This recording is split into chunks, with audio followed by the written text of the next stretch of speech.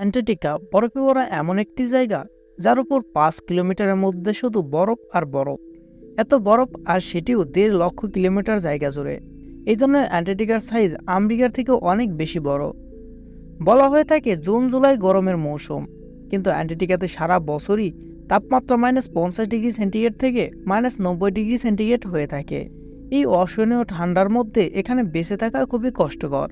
কিন্তু এই অ্যান্টার্কটিকাতে 4 লক্ষেরও বেশি লেকসের সন্ধান পাওয়া গেছে, যেগুলি বরফের লেয়ারের নিচে অবস্থিত। তো স্বাগতম আপনাকে ওয়ার্ড ফ্যাক্ট বাংলা চ্যানেলে আরও একটি নতুন ভিডিওতে। অ্যান্টার্কটিকা এমন একটি জায়গা যেখানে না কোনো টাইম জোন ফলো করা হয়, আর না কোনো দেশ এই জায়গাটিকে নিজের দখলে নিতে পারে। পুরো অ্যান্টার্কটিকাতে শুধু 2টি এটিএম মেশিন রয়েছে। কেউ কেউ মনে করে অ্যান্টার্কটিকা বরফের নিচে কোনো মনস্টার বাস করে। কিছু কিছু লোক তো এটি মেনেও নিয়েছে বরফে ঢাকা এই রহস্যময় কন্টিনেন্টের নিচে একটি অন্য দুনিয়া রয়েছে, যেখানে এলিয়ানরা রাজ করে। কিন্তু রিসার্চার আর আর্কিওলজিক এই রহস্যময় অ্যান্টার্কটিকার নিচে লুকিয়ে থাকা রহস্যকে সামনে আনতে দিন রাত কাজ করে যাচ্ছে। আর তারা এমন কিছু জিনিস এই অ্যান্টার্কটিকার গভীর থেকে খুঁজে পায় যা দেখে সকল বিজ্ঞানীরা অবাক হয়ে গিয়েছিল। আর আজ আমরা জানতে চলেছি অ্যান্টার্কটিকার নিচে খুঁজে পাওয়া এমনই কয়েকটি রহস্যময় জিনিস সম্পর্কে। তো চলুন শুরু করি।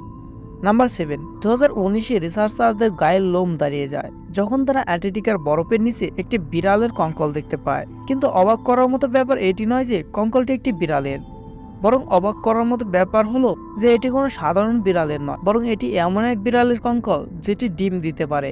যখন রিসার্চাররা ল্যাবে এই বিড়ালের কঙ্কালটিকে পরীক্ষা করে, তখন জানতে পারে যে এই প্রাণীটা কমসে কম 2050 বছর আগে পৃথিবীতে ছিল।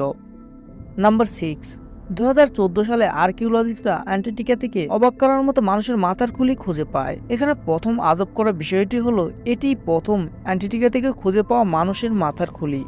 আর দ্বিতীয় আজব করার মতো বিষয়টি হলো এই খুলিগুলোর শেপ। হ্যাঁ, নর্মাল মাথার খুলিগুলো থেকে এই খুলিটি অনেকটাই আলাদা দেখতে, কারণ এই খুলিটির মাথার উপরের দিকটা দেখতে অনেকটাই লম্বা আর অদ্ভুত, যেটি দেখে বোঝা যায় যে এটি কোনো সাধারণ মানুষের মাথার খুলি নয়। সায়েন্টিস্টরা মনে করেন এটি 1000 বছর আগে এনশিয়েন্ট সিভিলাইজেশনের মাথার খুলি।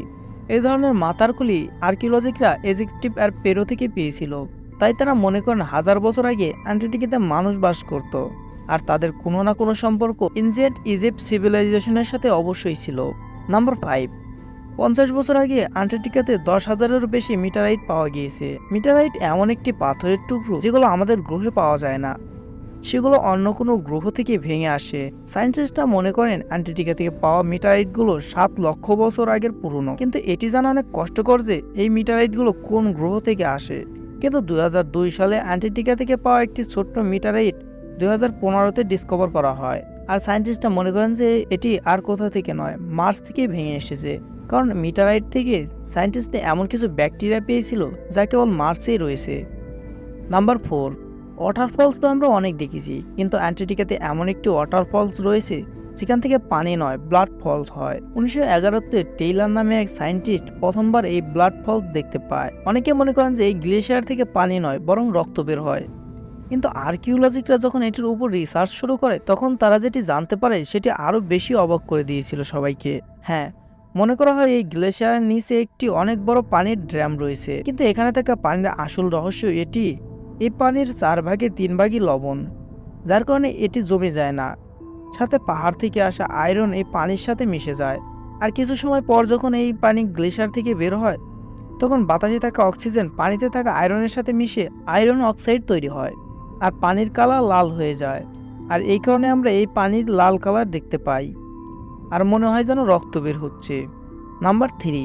ব্লাড ফলস গ্লেশিয়ারের নিচে থাকা পানিতে সায়েন্টিস্টরা আরও একটি অবাক করার মতো জিনিস খুঁজে পায়। পানিতে মোট 17 ভাগ ব্যাকটেরিয়া পাওয়া যায় যাদের বেঁচে থাকার জন্য অক্সিজেন আর সূর্যের আলোর প্রয়োজন পড়ে না। এক্সপার্টরা মনে করেন এই ব্যাকটেরিয়াগুলো এমন জায়গা থেকে এসেছে যেখানে অক্সিজেন আর সূর্যের আলোর চিহ্ন পর্যন্ত নেই। কিন্তু এই ব্যাকটেরিয়া আমাদের গ্রহে কিভাবে আসলো, এই প্রশ্নের উত্তর এখনো পাওয়া যায়নি।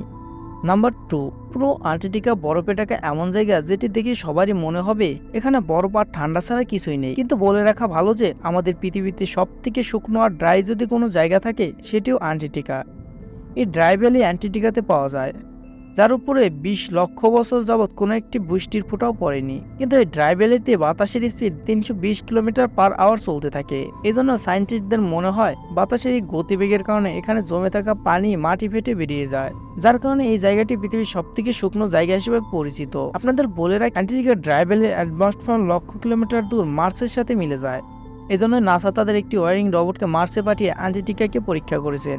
নাম্বার 1, আর্কিওলজিস্টদের একটি টিম অ্যান্টার্কটিকাতে বরফের ভেতরে 1100 ফিট নিচে একটি আজব প্রাণীর কঙ্কাল খুঁজে পায়। সায়েন্টিস্টরা এই কঙ্কালটি কোন প্রাণীর এটি জানার জন্য এক্সপেরিমেন্ট শুরু করে, কিন্তু আজব করার মতো বিষয় হলো এই কঙ্কালটির স্ট্রাকচার কোনো পানির সাথেই ম্যাচ করে না। এই আজব কঙ্কালটির লম্বায় 8 ফিট আর এর হাড্ডিগুলো শরীর থেকে বাইরে।